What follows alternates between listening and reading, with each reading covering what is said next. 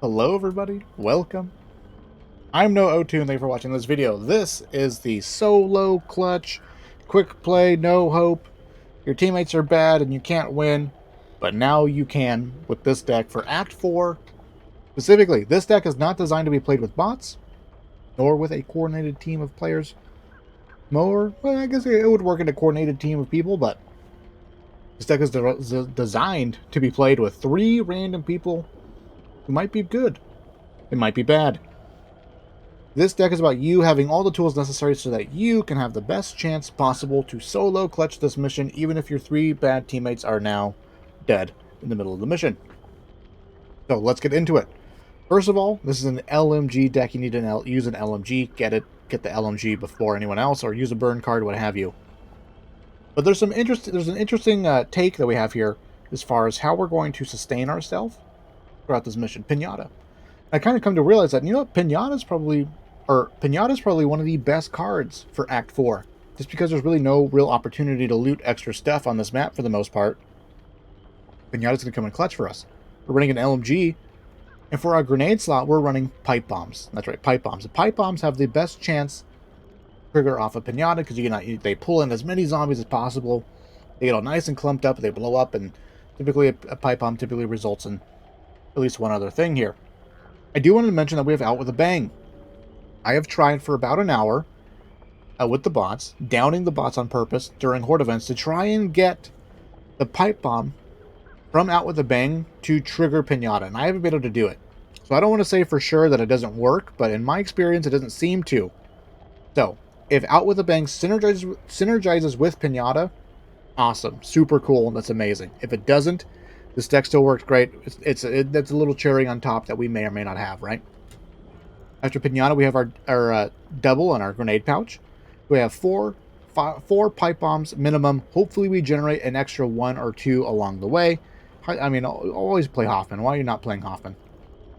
But next is actually shoulder bag. Whether it be medkits or pills or what have you. Here, we're just looking to sustain. To heal over time, basically. Essentially. And for the most part, this sort of like replaced our fire in the hole sort of deal, right? Well, actually, never mind. It's right there. But this is like a shoulder bag plus fire in the hole. We have a crap ton of temporary health going on here. Typically, I run pain pills. But this is about, again, it's about you sustaining over time, having enough resources, even if it means that you pop all your pills right at the end, and the horde of zombies is beating on you, and you're just focus firing the very last node. Sometimes you can just brute force it that way, if you can get close enough. Sometimes health is all you need. But between Fire in the Hole and Superior Cardio, that is the entirety of our movement-based cards. And if you really think about these acts, there's really nothing to speed clutch here. If you're running around wildly because your 3 teammates are dead, on the first or second stage, you've lost, right, for the most part, you know? There's maybe some tricks that you can pull by gathering all the zombies up and throwing 1 key pipe bomb and things like that, but for the most part, it's just sprint speed, movement speed. It's just not a worthy investment on this act specifically because there's just nowhere to run for the most part. And even in the third act of it all, hopefully if you can just get there with a couple of pipe bombs, again, you don't really need to run that much. You can actually pop 2 of the nodes really quickly and then get the third one. Like, you only need to run to one side of the abomination. It's just not a big deal. So we still want to run a little bit though. So as far as like one card giving us the most potential, like zoom sort of speed potential, we really like Superior Cardio here. It may not give us quite as much movement as Rhythmic Breathing, I think, technically, right, the way this works out, but the extra 5 points of health is really nice. So we just invest 1 card in the stamina so that we do have a little bit of running potential for the third phase of this fight, but it also gives us a little bit extra health, and just, again, health allows you to brute force things potentially at the end. But we're an LMG deck. Fill 'em full of lead, hyper-focused, silver bullets, tactical vest. We have a variety. We have all of the potential damage types other than Shredder. I'm not sure if Shredder works on the Abomination. If somebody knows, let me know, but I actually don't know if that's the case or not. I've never tested it. Anyways, and then we have Ammo Mule, because we just need ammo. And for Act 4, there's a lot of juicy guns out there, but a lot of times people aren't running a variety of weapons. A lot of times people are all running ARs. You got one person running a sniper rifle. So Ammo Mule is just going to allow us to have enough ammo so that we can keep operating with our LMG, because we're going to be pumping out a lot of lead. In fact, with these 4 damage cards, we actually do a crap ton of damage. A crap ton. You'd be surprised how much damage you do with this, with just these 4 cards and a purple M249. And we're really built mostly to deal with mutations. In fact, we're running pipe bombs for the Horde, and for resource generation. Our job is to eliminate mutations. So if you notice on your team that you got somebody shooting at the tentacles or at the mouth and things like that, then that's awesome. That's great. You sort of like, it's your job to sort of jump between the two, have that situational awareness, a situational awareness. If a mutation shows up, shoot it, because that's what's going to kill you. Most likely not the abomination, right? The only time you really end up being pressured to force your way through the phase is Act 2, because it can be really chaotic with the tentacles slamming down and zombies jumping out periodically and things like that. So there's a little bit of need for haste there. But for the most part, you can usually get into the second stage without using any pipe bombs. You can also piggyback some pipe bombs down from the ledge onto the bottom floor, things like that. Then we have On Your Mark.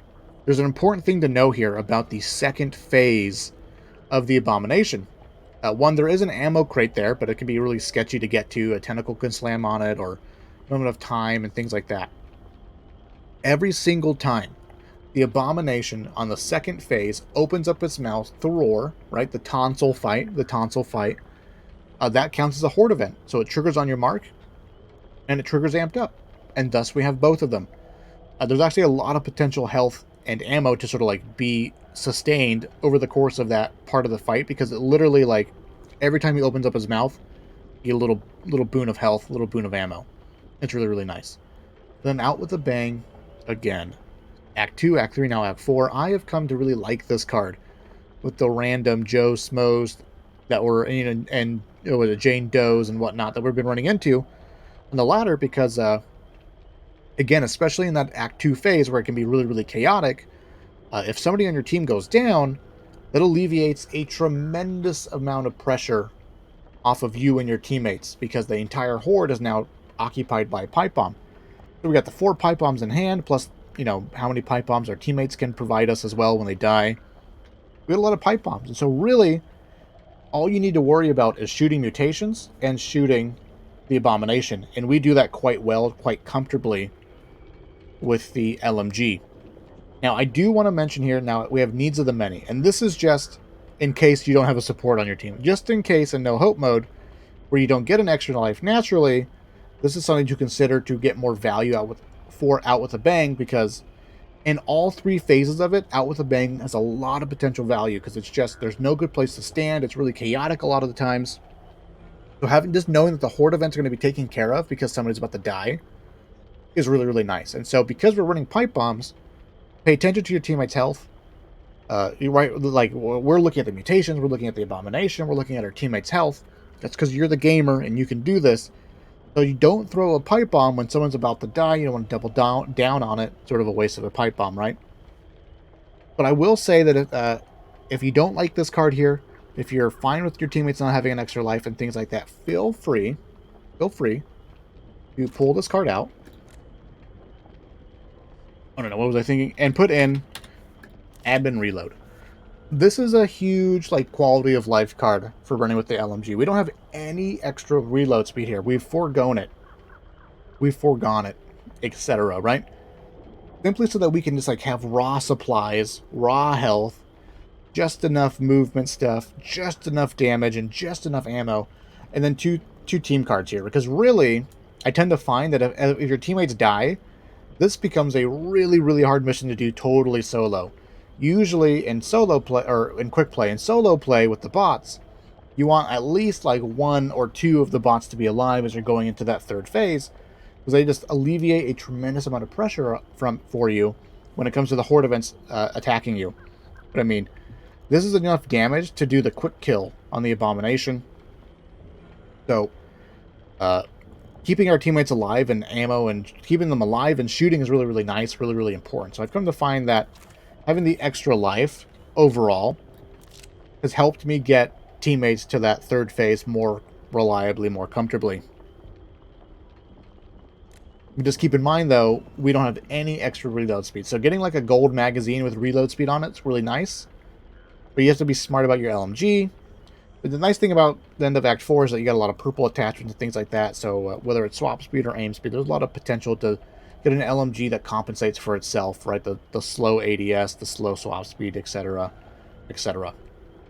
So this is the deck. Basically, it's just resource generation over the course of the mission, just enough damage, some support team cards, basically to keep them alive for as long as possible, and then we just we roll with it. That's about it.